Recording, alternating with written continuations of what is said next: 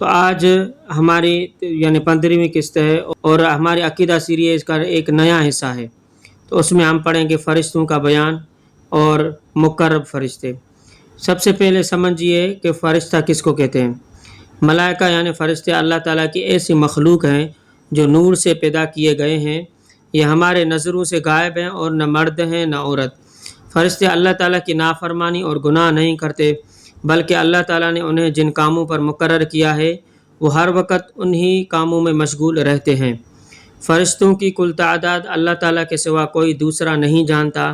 ہاں اتنا معلوم ہے کہ فرشتے بہت زیادہ تعداد میں ہیں۔ ان سب میں سے 4 برگزیدہ اور مقرب اور مشہور فرشتے ہیں جن کے نام اور ذمہ داریاں یہ ہیں۔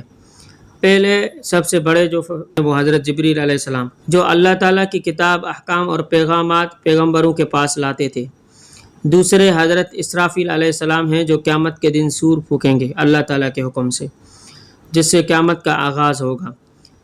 تیسرا حضرت میکائیل علیہ السلام ہیں جو بارش کا انتظام کرنے اور اللہ تعالیٰ کی مخلوق تک روزی پہنچانے کے کام پر مقرر ہیں۔ چوتھے حضرت اسرائیل علیہ السلام ہیں جو اللہ تعالیٰ کی مخلوق کی روح یعنی جان نکالنے کے کام پر مقرر ہیں۔